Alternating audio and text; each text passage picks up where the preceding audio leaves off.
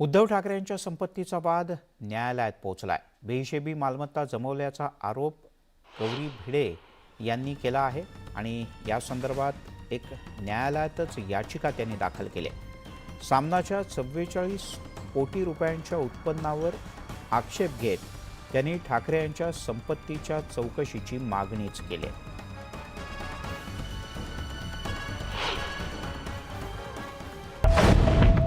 उद्धव ठाकरेंच्या अडचणी वाढल्या। बेहिशेबी मालमत्तेप्रकरणी हायकोर्टात याचिका। याचिकेवर नोव्हेंबरमध्ये सुनावणी।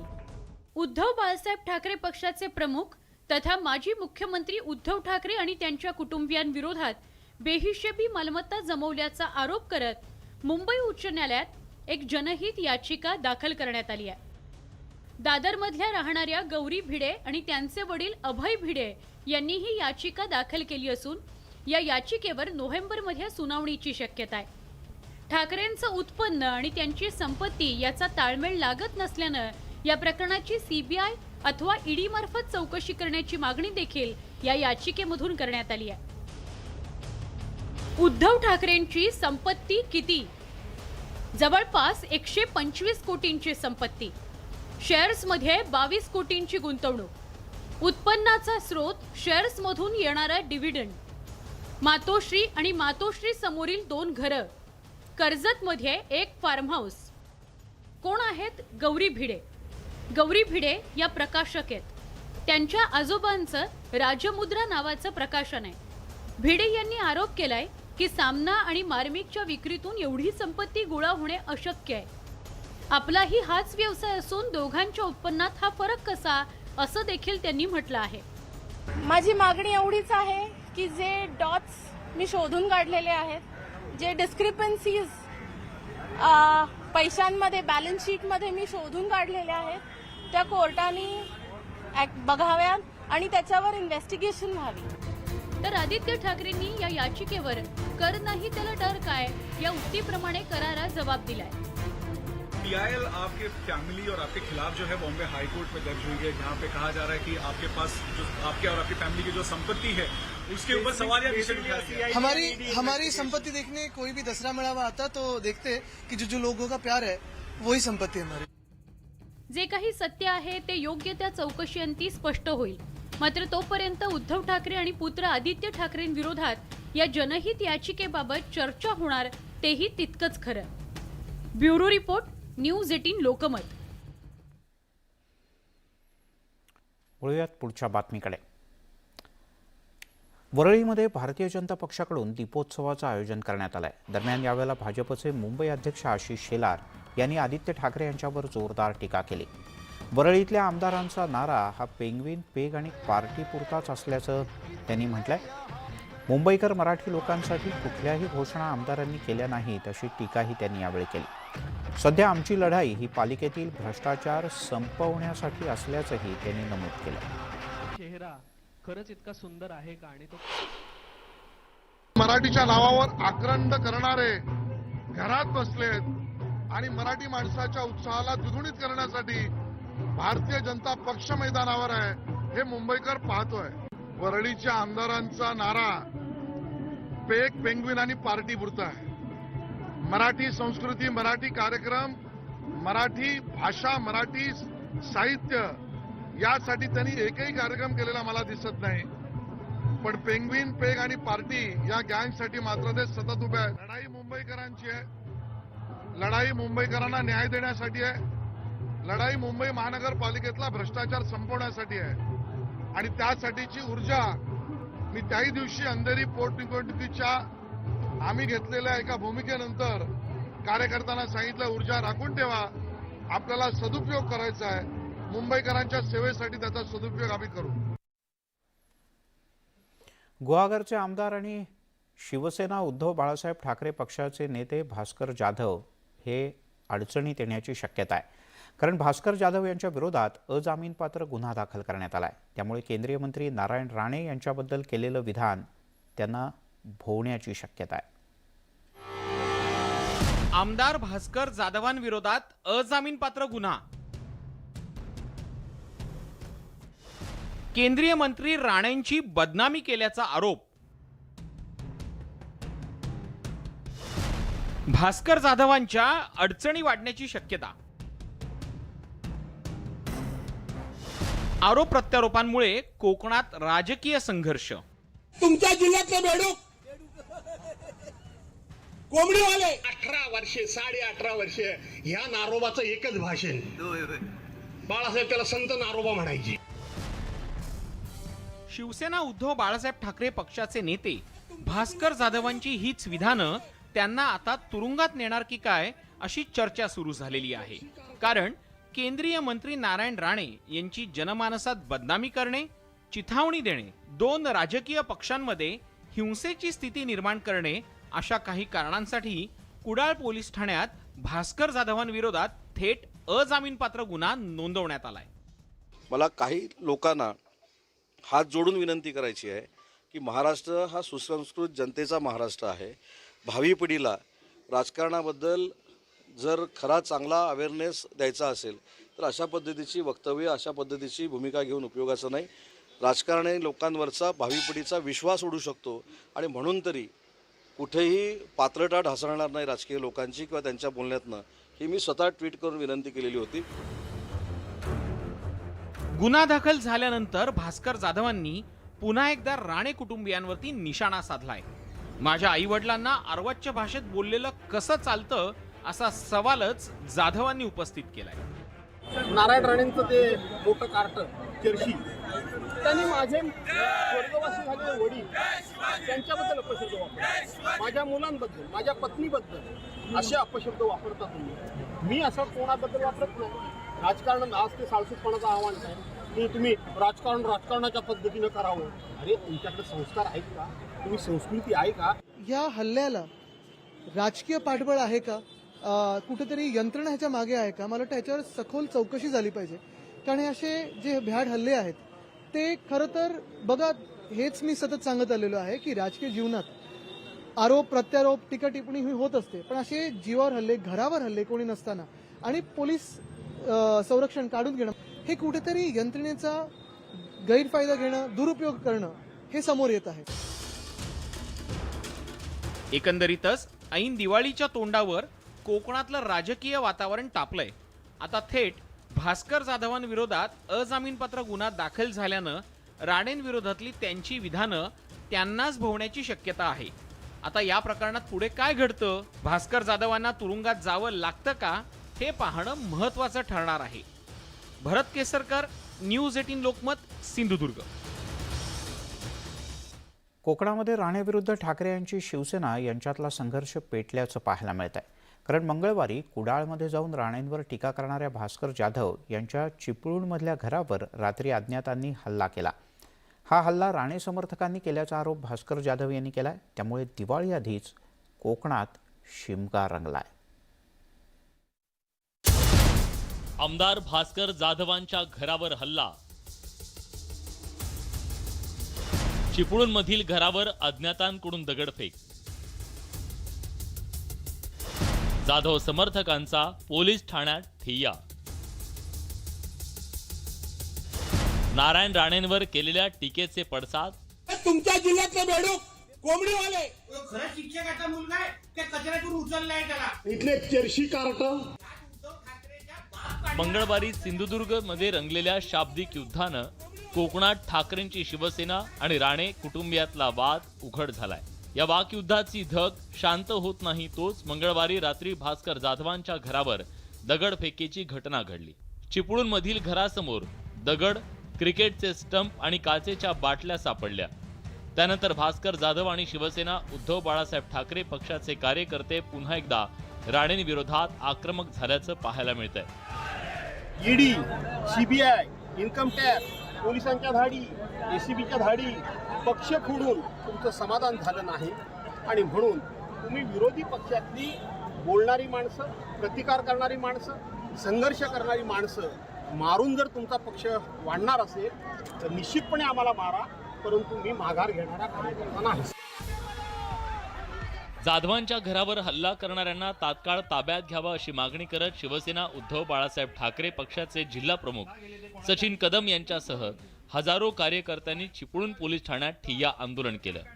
यावेळी पोलिसांच्या भूमिकेवर प्रश्नचिन्ह उपस्थित करत निलेश राणेंसह भाजप कार्यकर्त्यांनीच हा हल्ला केल्याचा आरोप करण्यात आलाय. या सगळ्या षडयंत्रामध्ये पोलिसांचा सुद्धा सहभाग आहे, हस्तक्षेप आहे आणि हे सगळं संगमताने चाललेलं आहे. माझ्या वडिलांची सिक्युरिटी मुंबईतल्यांनी काढून घेतलेली आहे. एवढ्या सगळ्या गोष्टी झाल्यानंतरही अजून त्यांची काही हालचाल नाही आणि म्हणून मला असं वाटतं की याच्यामध्ये जिल्हा पोलीस प्रशासन, तालुका पोलीस प्रशासन आणि गृह खातं या सर्वांची भूमिका कुठेतरी संशयास्पद आहे. दुसरीकडे राणे समर्थकही जाधवांच्या टीकेनं आक्रमक झाल्याचं पाहायला मिळत आहे. भास्कर जाधव यांनी आता सिंधुदुर्गात पाऊल ठेवलं तर त्यांचा करेक्ट कार्यक्रम करण्याचा इशारा कणकवलीचे भाजप अध्यक्ष आणि कट्टर राणे समर्थक संतोष कानडेंनी दिलाय. हा वाळू चोर इथं येऊन सिंधुदुर्गामध्ये आमच्या नेत्याला जर काही बोलत असेल तर ते राणेसाहेबांचा कार्यकर्ता खपवून घेणार नाही.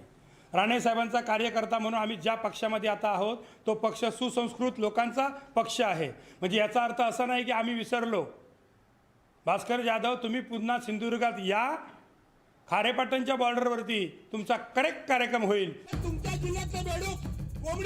एकंदरीतच शिवसेना उद्धव बाळासाहेब ठाकरे पक्षाच्या नेत्यांच्या शाब्दिक हल्ल्यानं कोकणात राणे समर्थक प्रचंड चिडल्याचं पाहायला मिळतंय. त्यात आता भास्कर जाधवांच्या घरावर हल्ला झाल्यानं कोकणातला हा संघर्ष आणखी तापण्याची शक्यता आहे. यात पुढे काय काय घडतं याकडे कोकणासह महाराष्ट्राचं लक्ष लागलंय.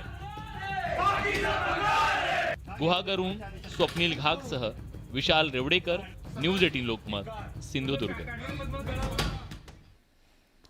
एकनाथ शिंदे यांच्या पक्षाच्या संपर्कात इतर पक्षांचे आमदार आणि खासदार जात आहेत. अनेक पक्षांचे नेते जुना पक्ष सोडून शिंदे यांच्या पक्षात जात आहेत. अशातच उद्योगमंत्री उदय सामंत यांनी राष्ट्रवादी काँग्रेसचे 10 ते 12 आमदार मुख्यमंत्री आणि उपमुख्यमंत्र्यांच्या संपर्कात असल्याचं म्हटलंय. मात्र योग्य वेळी या आमदारांच्या संदर्भात निर्णय घेतला जाईल असंही सामंत म्हणाले. 4 दिवसापूर्वीची आमच्या सगळ्यांबद्दल एक बातमी आली होती की आम्ही नाराज आहोत, मंत्री नाराज आहेत, आमदार नाराज आहेत, शिंदेसाहेबांबरोबर काम करणारे. तर मीच स्वतः असं सांगितलं होतं की राष्ट्रवादी काँग्रेस पक्षाचे 10 ते 12 आमदार हे स्वतः मुख्यमंत्री महोदयांच्या आणि उपमुख्यमंत्री महोदयांच्या संपर्कामध्ये आहेत. योग्य वेळी ते त्यांच्याबाबतचा निर्णय घेतील. आनंदाचा शिधा यावरून सत्ताधारी आणि विरोधकांच्या मध्ये आरोप प्रत्यारोपांच्या फैरी झडतात. सरकारनं पिवळ्या रेशनिंग कार्डासाठी 100 रुपयात किराणा देण्याची घोषणा केली. हा शिधा आता रेशनिंग दुकानांपर्यंत पोहोचत असतानाच उद्धव ठाकरे यांच्या शिवसेनेनं मात्र त्या विरोधात आरडाओरड सुरू केली आहे. मुंबईच्या महापौर किशोरी पेडणेकर यांनी केलेल्या आरोपांना भाजपनं प्रत्युत्तर दिलंय. आनंदाच्या शिधावरून सेनेचा शिमगा. वाटपा आधीच रेशनिंग आलं नसल्याची बोंब. रेशनिंग वरून सत्ताधारी विरोधकांमध्ये सामना.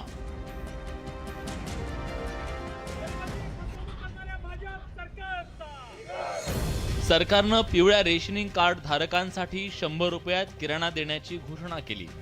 हा शिधा आता रेशनिंग दुकानांपर्यंत पोहोचत असतानाच उद्धव ठाकरेंच्या शिवसेनेनं मात्र त्या विरोधात बोंबाबोंब करायला सुरुवात केली आहे. मुंबईच्या माजी महापौर किशोरी पेडणेकर यांनी रेशनिंग दुकानांवर जाऊन उगाचच पाहणी केली. तिकडे कोल्हापुरात उद्धव ठाकरेंच्या शिवसैनिकांनी अतिउत्साहात मोर्चाही काढला. रेशनिंग वाटपाच्या आधीच उद्धव ठाकरेंची शिवसेना सरकारच्या नावानं शिमगा करताना दिसतेय.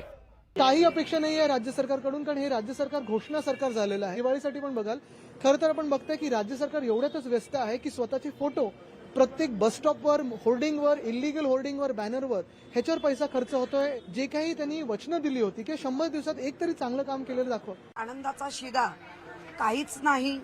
त्यामुळे इथे सगळा जो पट्टा आहे तो बराचसा मालवणी पण आहे. मग त्या मालवणी भाषेत दुकानदारालाच बडबडतायत. शिरा पडली तुझ्या तोंडावर, काय देणंच नाही आमका. घोषणांचा पाऊस पडतोय पण नागरिकांना फायदा होत नाहीये. त्यामुळे नुसता घोषणांचा पाऊस नको, ऍक्च्युअली नागरिकांना खरंच दिलासा द्यायचा असेल. खरं म्हणजे ही थट्टा आहे, 100 रुपयाची पण थट्टा आहे. आनंदाच्या शिधा प्रकरणावरून भाजपनं थेट उद्धव ठाकरेंवर निशाणा साधलाय. उद्धव ठाकरे मुख्यमंत्री होते त्यावेळी शिधा कसा कुणाला मिळत होता, वाझे कोणता शिधा गोळा करत होता हे महाराष्ट्राने पाहिलंय. त्यामुळे गोरगरिबांना जो शिधा मिळायचा आहे तो मिळायला ऑलरेडी सुरुवात झाली आहे आणि जो सुरळीतप्रमाणे प्रत्येक घराघरात जायला हवा ते पुढच्या काय आजच रवींद्र चव्हाण यांनी सांगितलंय त्याची व्यवस्था केली आहे. आनंदाचा शिधा देऊन गोरगरिबांची दिवाळी गोड करण्याचा सरकारचा प्रयत्न आहे, पण विरोधक मात्र निव्वळ आनंदाच्या शिधाचं राजकारण करून आरोपांची चिखलफेक करताना दिसतायत. उदय जाधवसह प्रणाली कापसे, न्यूज 18 लोकमत, मुंबई. बच्चू कडू आणि आमदार रवी राणा यांच्यामध्ये आता चांगलंच शीतयुद्ध पेटलंय. काल अमरावतीत बच्चू कडू यांनी रवी राणा यांच्यावर शिधा वाटपाच्या मुद्द्यावरून टीका केली होती. याला आमदार रवी राणांनी प्रत्युत्तर दिलंय. खिसे कापणारे आणि नंतर किराणा वाटणारे कमी नाहीत असं नाव न घेता त्यांनी बच्चू कडू यांना सुनावलं. या आरोपांवर रवी राणांनी जोरदार प्रत्युत्तर दिलं.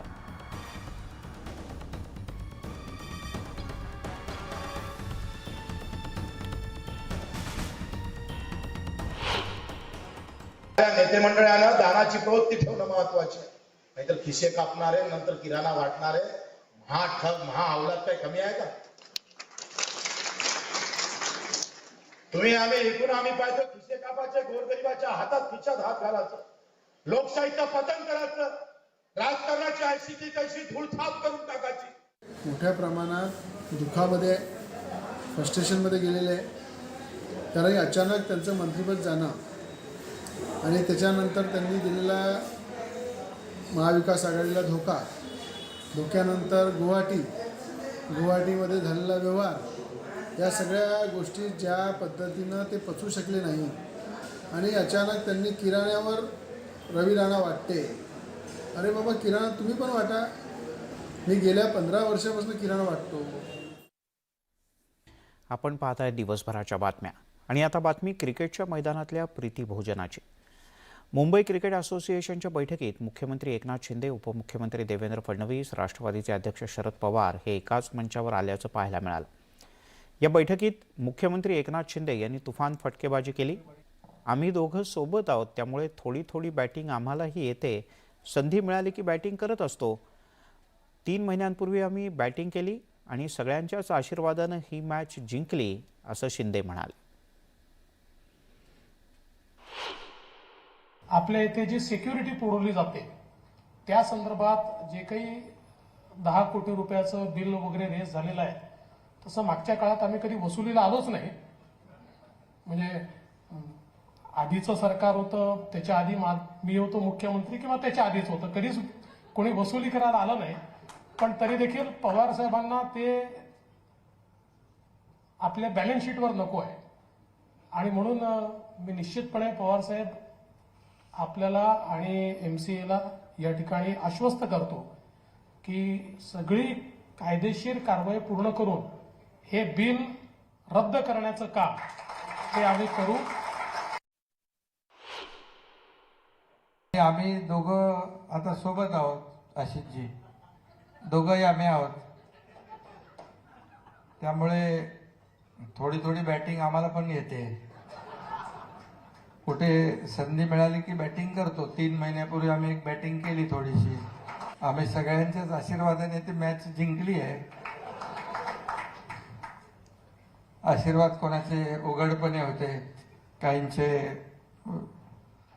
हातून होते, मनापासून होते. मी काय नाव घेत नाही. महाराष्ट्राला एक देशामध्ये एक वेगळं स्थान आहे महाराष्ट्राचं. आपली एक संस्कृती आहे, आपली एक परंपरा आहे आणि ती जपण्याचं नेहमीच पवारसाहेब प्रयत्न करत असतात.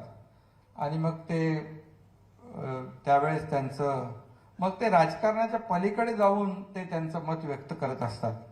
आणि आम्ही सगळे त्यांचं कितीही काही म्हटलं तरी आपण त्यांच्या अनुभवासमोर त्यांचा खूप मोठा दांडगा अनुभव आहे. त्यांनी राज्याचं नेतृत्व केलं आहे, देशामध्ये केंद्रीय मंत्री म्हणून त्यांनी काम केलं आहे आणि त्यामुळे नक्कीच काही वेळेस जे काही टाळता येईल ते टाळणं आवश्यक असतं. शेवटी हे सरकार आपलंच आहे. जसं सर्वसामान्यांचं आहे तसं क्रिकेट प्रेमींचं पण आहे, खेळाडूंचं पण आहे, सगळ्यांचं आहे. त्यामुळे सरकार नक्की याच्यावर सकारात्मक निर्णय घेणार. शिंदे फडणवीस सरकारनं शेतकऱ्यांनाही मोठा दिलासा दिलाय. अतिवृष्टीमुळे शेतकऱ्यांचं अतोनात नुकसान झालं होतं. शेतकऱ्यांना मदत करण्याची मागणी सर्वपक्षीय नेत्यांनी केली.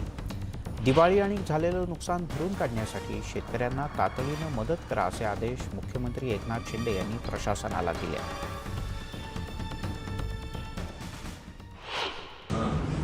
सततच्या पावसामुळे होणारं नुकसान आणि त्याची नुकसान भरपाई देण्याचा निर्णय यापूर्वीच सरकारने घेतलेला आहे.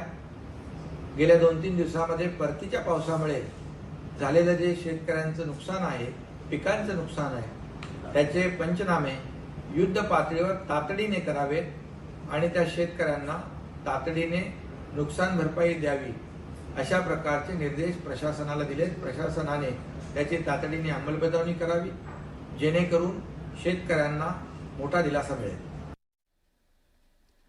वळूयात पुढच्या बातमीकडे.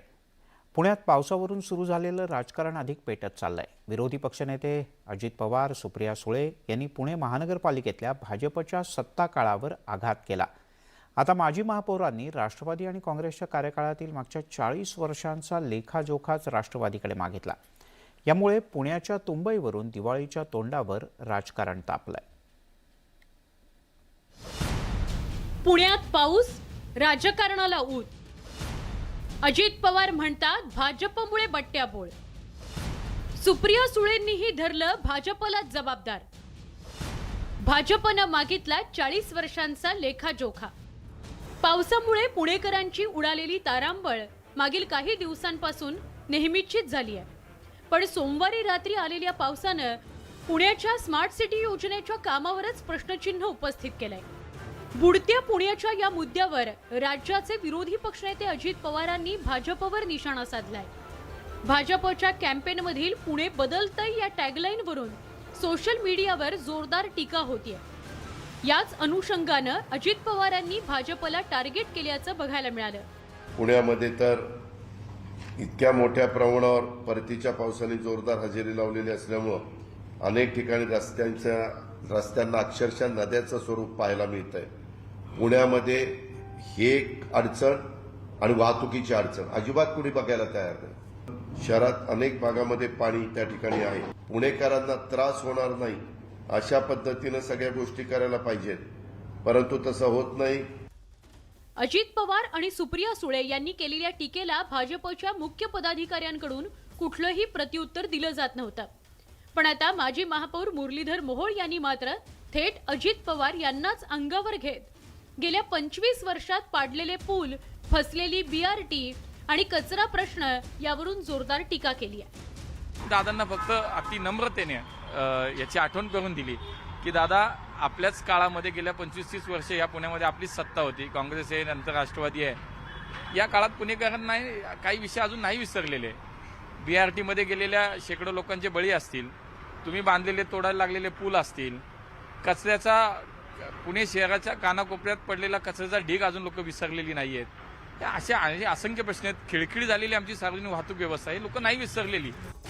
मोहोळ यांच्या प्रश्नांना राष्ट्रवादी काँग्रेसनं प्रत्युत्तर दिलं. आमच्याच काळात सुरू झालेल्या प्रकल्पांना नावं बदलून मुलामा देऊन भाजप जाहिरात करत असल्याचा टोला प्रशांत जगताप यांनी लगावला. पुण्याची मेट्रो ही आदरणीय पवारसाहेब आणि आदरणीय अजितदादांनी आमचं नका डॉक्टर मनमोहन सिंगांचं आणि पृथ्वीराज चव्हाणांचं सरकार असताना त्यावेळेस मान्यता दिली म्हणून पुण्यात आज मेट्रो लावते. मुरलीधर मोहोळांना सांगायचं आहे की या ठिकाणी आम्हाला बोलायला लावू नका, पण पुण्यातले जे काय कचरा प्रकल्प तुम्ही उभे केल्याचं सांगताय ते कचरा प्रकल्प तुमचे माजी आमदार, माजी नगरसेवक यांची पोटं भरण्याकरता, त्यांचा घरामध्ये पैसे जाण्याकरता तुम्ही राबवताय. पावसानं शहराची दाणादाण उडवल्यानंतर भाजप पक्ष टीकेचा धनी बनलाय. राष्ट्रवादी काँग्रेसचे वरिष्ठ नेतेच टीका करत असल्यानं स्थानिक पदाधिकारी प्रत्युत्तर देण्याच्या फंदात पडत नव्हते. आता मात्र मुरलीधर मोहोळांनी थेट अजित पवार यांनाच अंगावर घेतल्यानं सगळ्यांच्या भुवया उंचावल्यात. व्हिडिओ जर्नलिस्ट सचिन हंचाटेसह वैभव सोनवणे, न्यूज 18 लोकमत, पुणे. ठाण्याच्या मासुंदा तलाव परिसरात यंदा दिवाळी पहाट शिंदे गटाची असणार आहे. शिवसेना उद्धव बाळासाहेब ठाकरे गटाला उच्च न्यायालयानं दणका दिलाय. मंदार विचारे यांनी परवानगीच्या निर्णयाला आव्हान देणारी याचिका दाखल केली होती, ती फेटाळली. मुंबईतल्या जांभुरी मैदानावर आजपासून भाजपच्या दीपोत्सव कार्यक्रमाला सुरुवात झाली. याआधी याच मैदानावर भाजपनं दहीहंडीचा सुद्धा जल्लोष केला होता. त्यामुळे मैदानाचं नुकसान झाल्याचाही आरोप झाला. पण यावेळेला दिवाळी जोरात आहे. तिकडे महाराष्ट्र नवनिर्माण सेनेकडून शिवाजी पार्कवर दीपोत्सवाचं आयोजन करण्यात आलंय. या दीपोत्सवाचं उद्घाटन मुख्यमंत्री एकनाथ शिंदे आणि उपमुख्यमंत्री देवेंद्र फडणवीस यांच्या हस्ते करण्यात येणार आहे.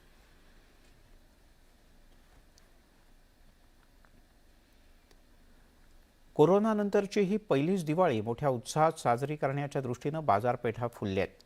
पण ग्राहकांना महागाईचा सुद्धा अनुभव जागोजागी येतोय. विशेष म्हणजे किराणा सामान लक्षणीय महागलंय.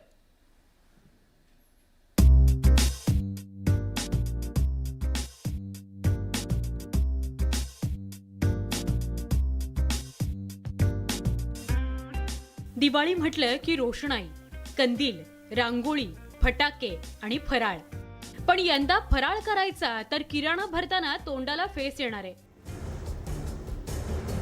कारण नियमित वापराचं किराणा साहित्य महागलंय. महागडी दिवाळी. हरभरा डाळ आता 64 रुपये प्रति किलो झाली आहे. बेसन 86 रुपये प्रति किलो, तर मैदा 43 रुपये प्रति किलोनं मिळणार आहे. शेंगदाणे 125 रुपये किलोवरून 170 रुपये किलोवर गेलेत.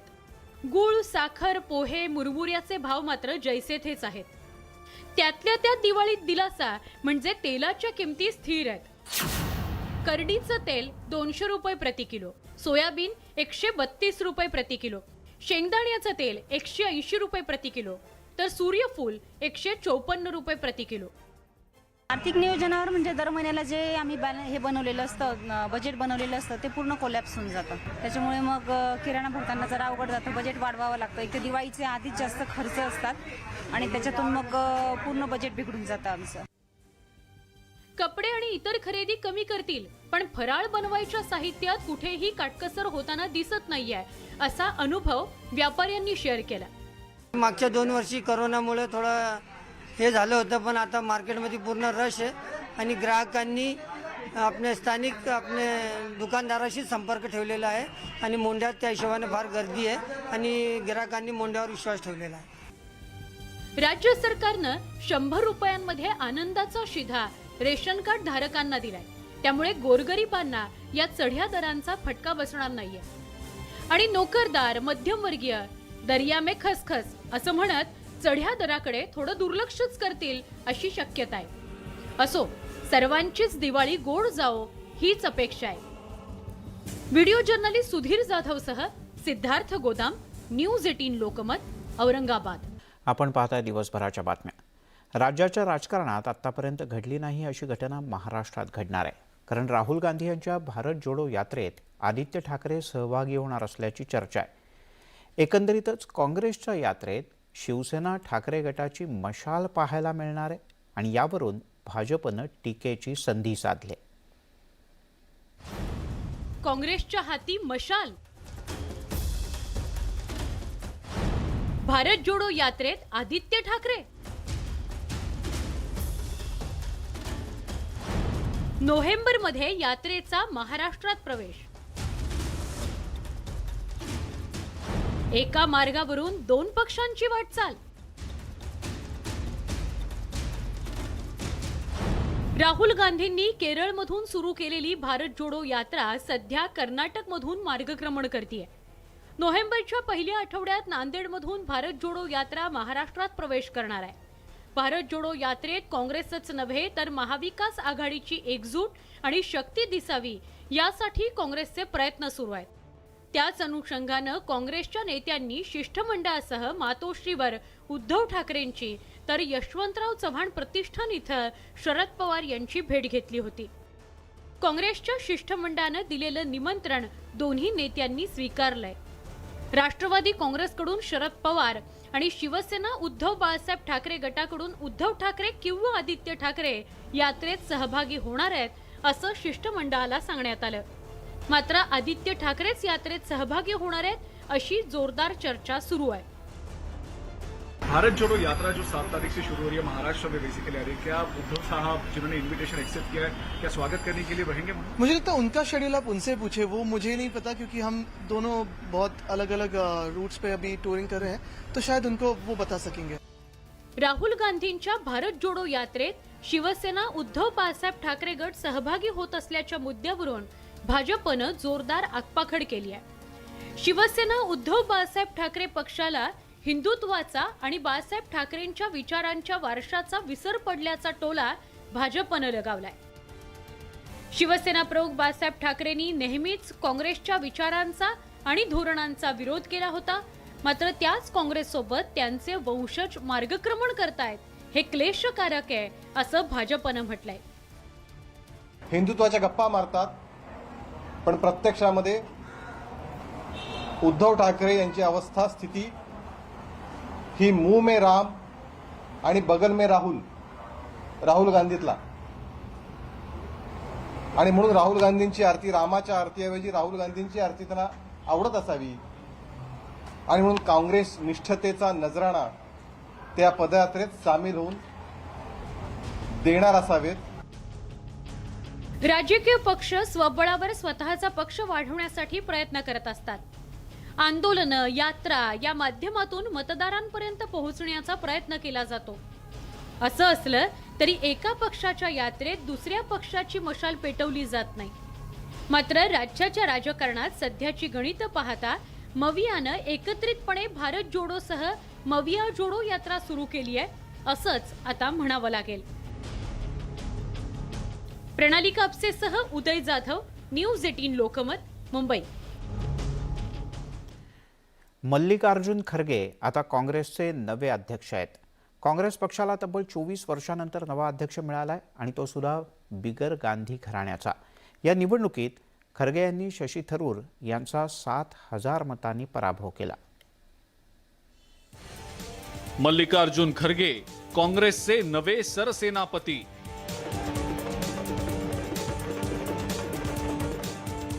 शशी थरूरांचा केला पराभव. 24 वर्षांनंतर गांधी कुटुंबाबाहेरील अध्यक्ष. गांधी कुटुंबाचा रिमोट कंट्रोल चालणार.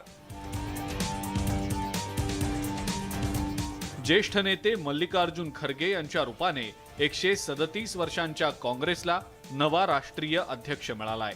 तर तब्बल 24 वर्षांनंतर काँग्रेसला गांधी कुटुंबाबाहेरचा अध्यक्ष खरगेंच्या रूपात मिळालाय.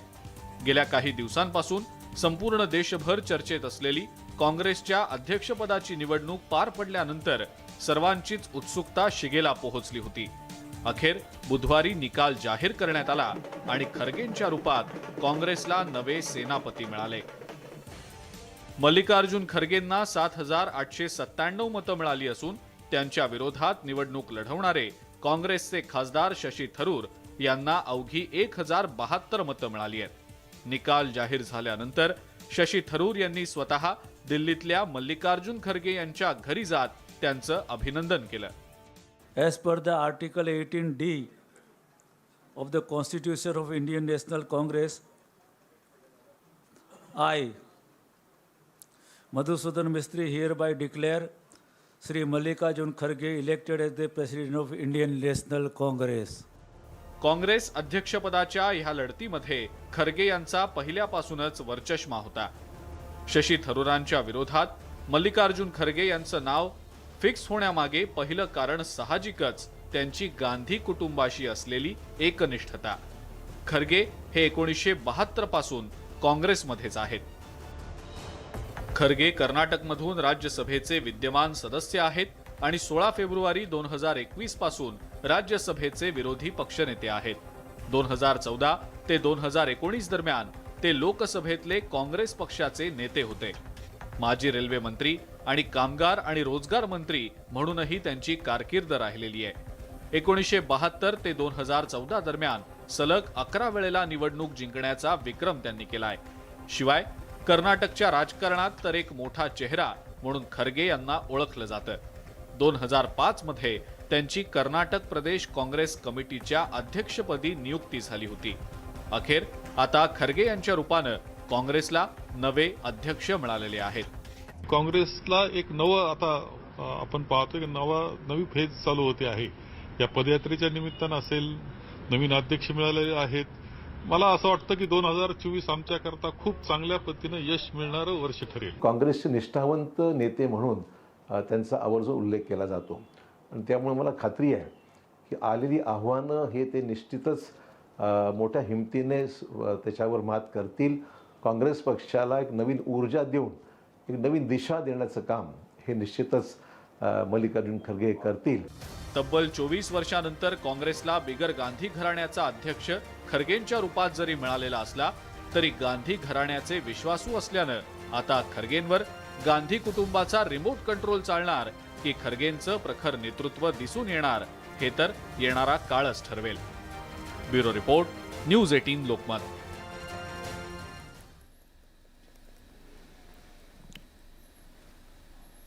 पंतप्रधान नरेंद्र मोदी आज लहान मुलांच्या सोबत वर्गात बसल्याचं पाहायला मिळालं. पंतप्रधान मोदी गुजरातच्या दौऱ्यावर आहेत. पंतप्रधानांनी गांधीनगरच्या अडालजमध्ये मिशन स्कूल ऑफ एक्सलन्सचं उद्घाटन केलं. या दरम्यान मोदींनी शाळेच्या मुलांसोबत बाकावर बसून धडे गिरवले.